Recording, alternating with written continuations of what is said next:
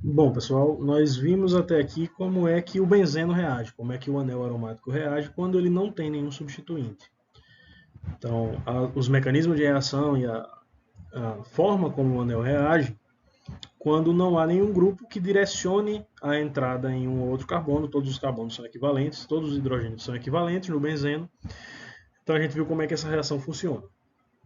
Quando eu vou fazer uma segunda reação, ou quando eu parto de um anel aromático que já contém substituinte ou mais de um substituinte, esses hidrogênios agora passam não mais a ser equivalentes. Eu tenho hidrogênios diferentes e eles vão ter reatividades diferentes, certo? Então vamos considerar que eu tenha um grupo substituinte. Com um grupo substituinte eu tenho as posições orto, meta e para a entrada de um segundo grupo. Esse grupo substituinte inicial, ele pode ter um efeito ativador ou desativador. A gente vai ver a seguir como é que isso funciona. Então, quando eu tenho, por exemplo, um fenol e eu coloco esse fenol para reagir com bromo em solvente prótico, que entra no água, essa reação acontece rapidamente, sem a necessidade de um ácido de Lewis, e eu tenho a formação do produto tribromado, fenol tribromado, certo? Esses três átomos de bromo eles vão entrar nas duas posições orto, a hidroxila fenólica, e na posição para. A gente vai ver que essa entrada nas posições orto e para é característica para grupos que são semelhantes ao fenol e que têm esse efeito de ativação. O fenol ele tem uma natureza ele tem a hidroxila fenólica tem uma natureza enólica que vai fazer com que esses átomos de bromo sejam orientados em posições específicas. A entrada deles acontece em posições específicas.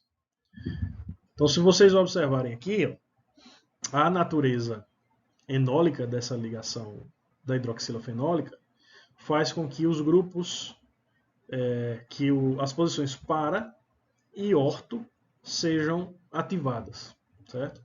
Então, se eu coloco aqui o ataque eletrofílico do par de elétrons aqui, π, ao átomo de bromo, ele no benzeno formaria um carbocátio. Esse carbocátio no fenol ele é estabilizado pela presença da hidroxila. Então, forma a ligação dupla, oxigênio, carbono, essa dupla migra de lugar e eu tenho a formação de uma nova ligação sigma, carbono, bromo. E aí, o carbocátio secundário, que seria formado aqui, passa a ser estabilizado pela presença do oxigênio. Tem a saída de HBr, subsequente, essa formação leva à formação da ligação, regeneração da ligação dupla, essa ligação dupla muda de lugar, migra, e eu tenho a neutralização da carga no oxigênio, saída do HBr, formação do 4-bromofenol. Os demais bromos vão entrar da mesma forma. Eu tenho o ataque desse par de elétrons π aqui.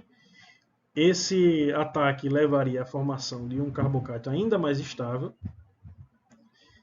Essa carga é estabilizada por ressonância, então o oxigênio estabiliza essa carga.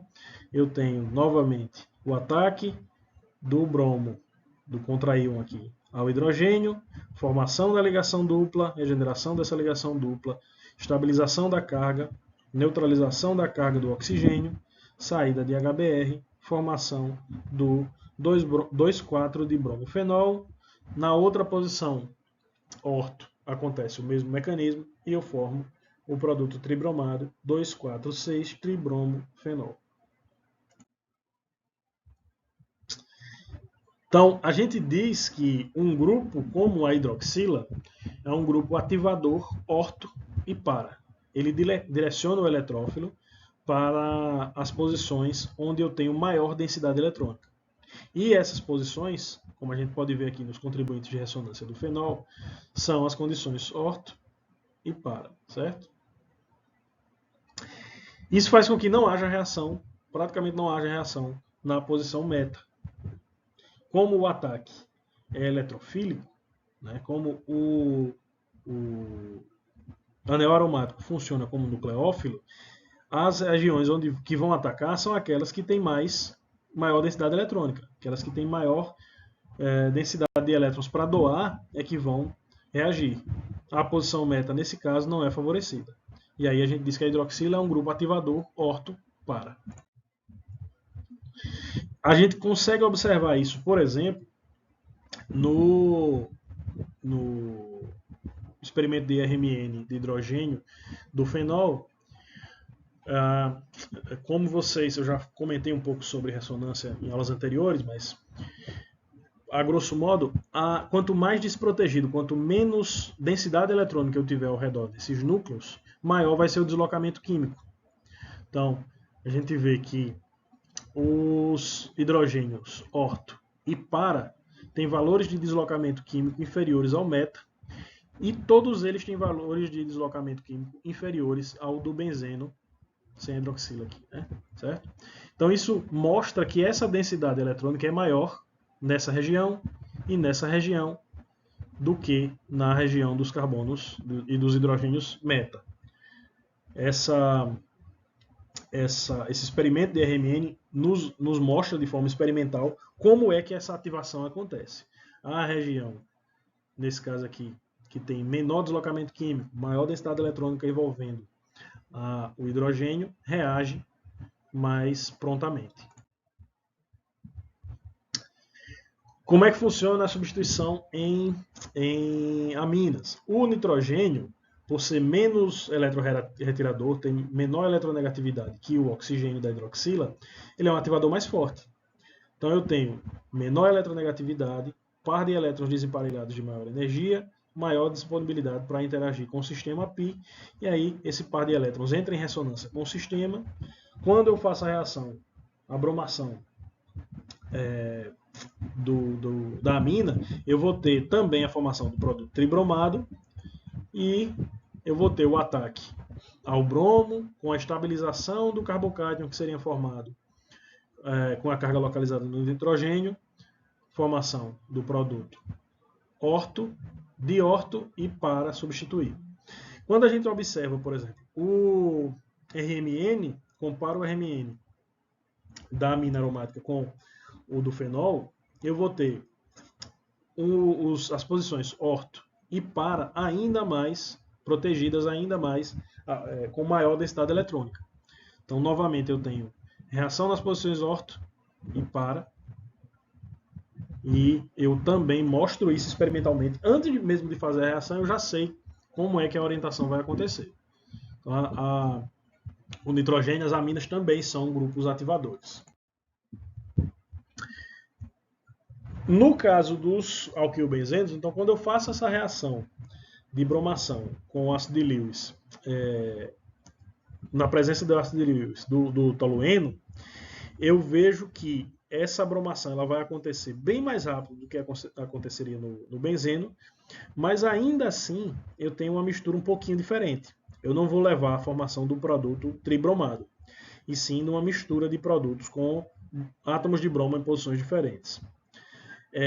O grupo alquil, ele é um doador de elétrons bem mais fraco do que os anteriores que a gente viu, certo? Ele não vai participar, ele não vai estabilizar o carbocárdio formado por ressonância, ele não tem essa possibilidade. Então, ele é um grupo, apesar de ser um grupo que tem essa característica de ativação, ela não vai ativar através de ressonância com os elétrons π do anel, certo?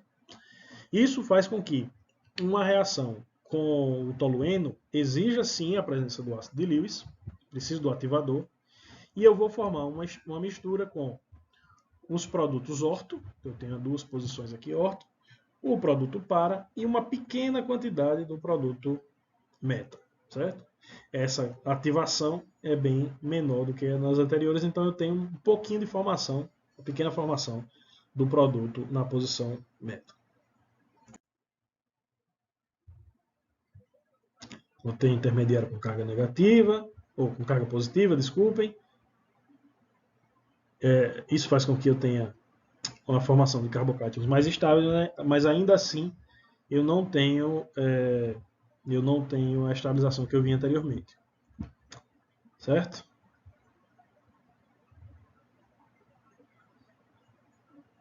Então, ainda assim eu tenho posições favoráveis, orto e para continuam sendo posições favoráveis, e a posição meta é a posição desfavorável, a posição que vai reagir realmente com menos intensidade, certo? Então, esses grupos que têm a possibilidade de entrar em ressonância com o anel ou de doar elétrons para estabilizar essa carga formada são chamados de grupos ativadores. Os grupos que não têm essa possibilidade, que geram polarização do anel através de ligação sigma, que tem maior caráter retirador de elétrons, sem a possibilidade de estabilizar a carga por ressonância, por exemplo, eles são chamados de grupos desativadores, porque eles desativam as posições orto e para e aumentam a quantidade do produto com substituição em posição meta. Então, via de regra, são os grupos mais retiradores de elétrons. Então, CF3, grupos amônio, fosfônio, grupo nitro, carboxila, ácido sulfúrico, sulfônico. Então, quando eu tenho um grupo muito retirador de elétrons, eles acabam desativando as posições orto e para, e eu vejo o aumento da reatividade na posição meta. Por exemplo, quando eu tenho o CF3 aqui, eu vou fazer a nitração. Essa nitração ela vai acontecer, a porcentagem do produto meta formado é muito maior do que em grupos anteriores. Então, a nitração do íon feniltrimetilamônio acontece de forma 7 vezes mais lenta do que a do benzeno. O grupo desativador faz com que a reação aconteça de forma mais lenta, certo? Então, quando eu tenho esse grupo feniltretilamônio aqui, ácido nítrico, ácido sulfúrico, formação do íon nitrônio, 90% de formação do produto meta, 10% de formação, 10% do produto para. Então, a gente chama esse grupo de grupo desativador e direciona, aumenta a quantidade do produto meta formado, certo?